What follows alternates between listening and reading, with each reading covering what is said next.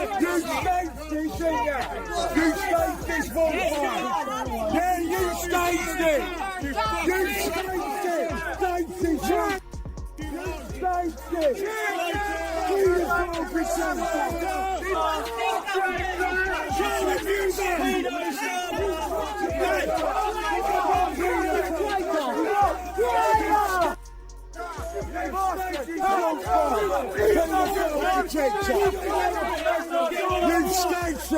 You're a child abuser! You child abuser! Keir walked onto the stage in Southport expecting applause, maybe even admiration. He was the leader of the Labour Party, the man who was supposed to unite his base, inspire confidence, and prove that he was the only real alternative to a failing Conservative government. But instead of cheers, he got something no politician ever wants: booze groans, and the unmistakable sound of a room turning against him. What was meant to be a smooth, well-rehearsed speech quickly turned into a public humiliation. Starmer hoped that once he got into the heart of his message, the crowd would warm up.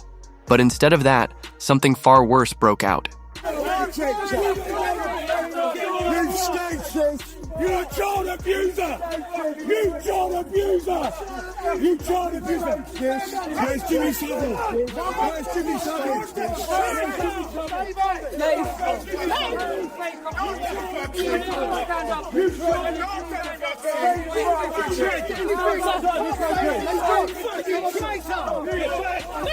Get back!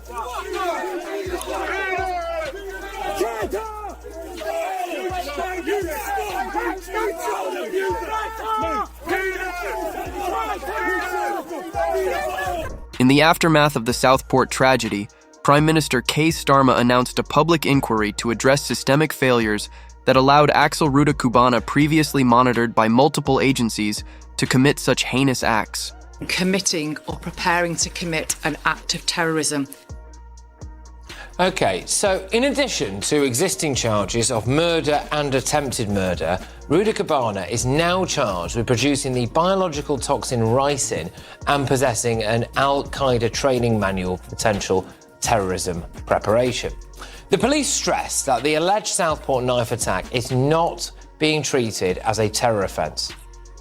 At this time, counter-terrorism policing has not. Critics, including Nigel Farage, accused Starmer of orchestrating a cover-up, suggesting the inquiry was a tactic to deflect blame. Additionally, Starmer's call for a crackdown on online information was perceived as an attempt to regulate public discourse, and sparked debate about potential censorship and the suppression of dissenting voices. While responding to the news, Tory leadership hopeful Kemi Badenoch said as more information emerges, it is quite clear that there are serious questions to be asked of the police, the CPS, and also of Keir Starmer's response to the whole situation. Parliament is the right place for this to happen.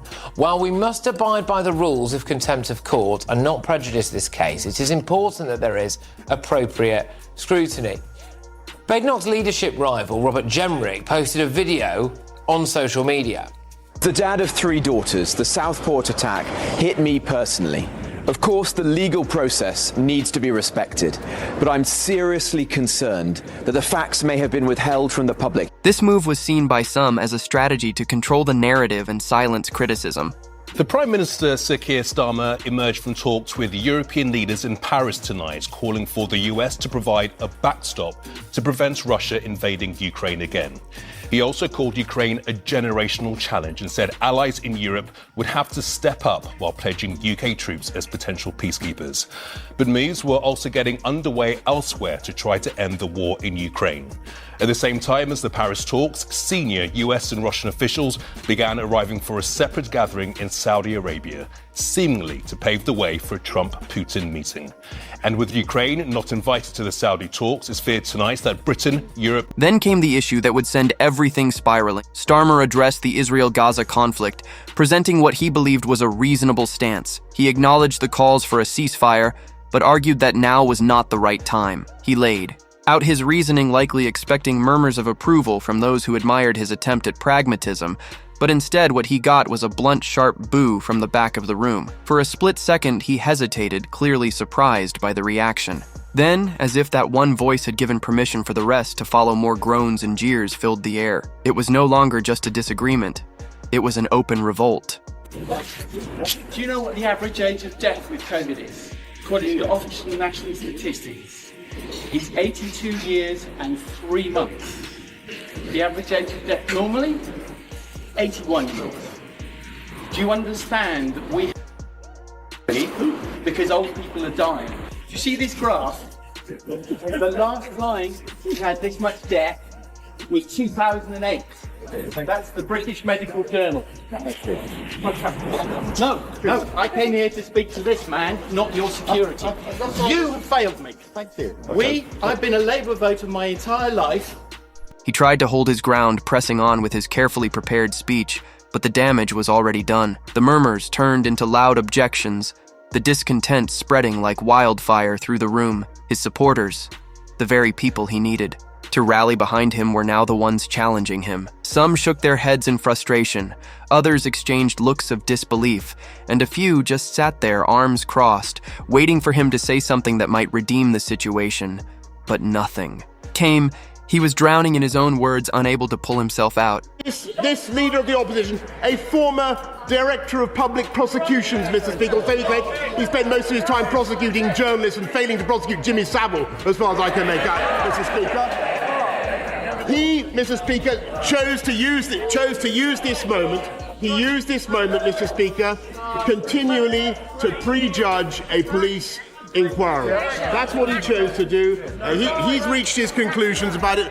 I'm not going to reach any conclusions, and he would be. Labour MPs sat in the audience, visibly uncomfortable. Some avoided eye contact with the crowd, pretending to take notes or scrolling through their phones as if they weren't witnessing the disaster unfold in real time. They had come expecting a leader, in control, someone who could command respect and instill confidence in the party's future. Instead, they were watching a man losing his grip on the very people who were supposed to support him.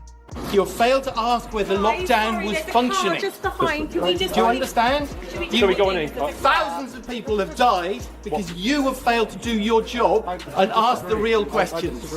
Well, I am telling you now, and I hope this goes out, you have failed this country.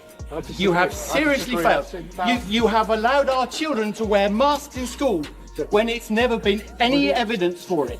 On the front line, keeping people alive. So I'm really going to need lectures from you about this pandemic. Sensing the backlash, Starmer tried to pivot. He moved away from foreign policy and into what he thought was safer territory, the economy. If he could just shift the conversation, maybe he could win them back. He spoke about Labour's plans for economic growth, jobs, and rebuilding after years of Tory mismanagement. British forces on the ground, alongside others, if there is a lasting peace agreement. But there must be a US backstop, because a US security guarantee is the only way to effectively deter Russia from attacking Ukraine again. In this moment, we have to recognise the new era that we are in, not cling hopelessly to the comforts of the past. It's time for us to take responsibility for our security. But it was too late.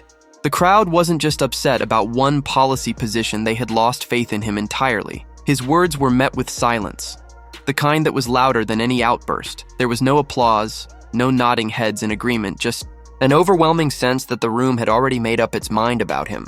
This may have been a last-minute summons to Paris, but the Elysee Palace was ready. Keir Starmer walked round from the British embassy next door, an offer of British troops for a Ukraine peacekeeping force in his pocket. A strategic turning point for the continent, he calls this. Whether that's remotely practical if the Americans are not participating or at least guaranteeing such a force is doubtful. And certainly by the time Germany's Olaf Scholz arrived, his officials were pouring cold water on the idea. Such are the problems President Macron will have producing a united European position. He spoke to President. Then came the moment no politician wants to experience a voice from the back. Loud and clear shouted a drawn-out boo. It wasn't alone. More followed, creating a ripple effect of discontent. And then the worst thing that could happen in a speech like this, people started leaving. At first, it was just a few standing up, quietly shuffling toward the exits. But then more followed. Their patience was clearly exhausted. They weren't walking out in anger. They were walking out in disappointment. Which was somehow even worse. Why do we come? Why? Can we come in? Okay. It's bloody easy. Quite exciting for a Monday. I'm sorry, I am the landlord. It's the landlord. That man is not allowed in my pub. It's the landlord. I'm not going to physically hurt him. That man. That's assault. I am not bothering you. I am not bothering him. That man is not allowed in my pub. Get out of my pub. Go on. Calm yourself down. Get out of my pub. Calm down. Sorry, can you keep out of the way?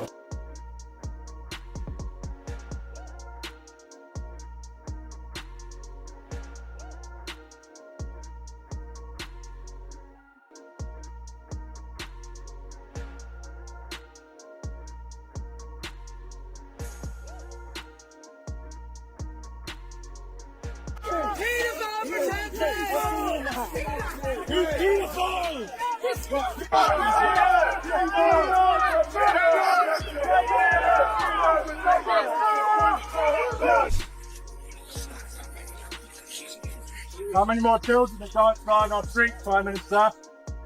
How many more children? How many more children, Prime Minister? We're going to do something.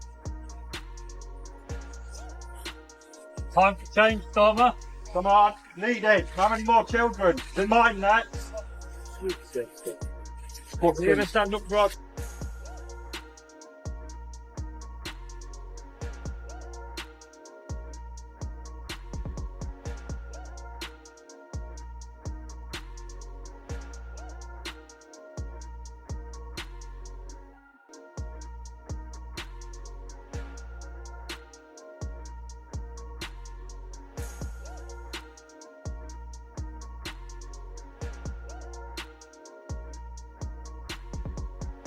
Today. Well, there does seem to have been an acceptance on the issue of having to spend more on defence and having to look after much more of Europe's own defence. That was clear from what both Olaf Scholz, the German Chancellor, said, and Sir Keir Starmer said this evening. But in terms of any sort of understanding that with Trump we may be getting the worst case scenario as far as Europe is concerned, well, they seem to be a way off that yet. There still seems to be a belief that they can deal with Trump. President Macron always believes he can charm people and certainly thinks he can charm Trump. Sir Keir Starmer has been talking about himself as the bridge between Europe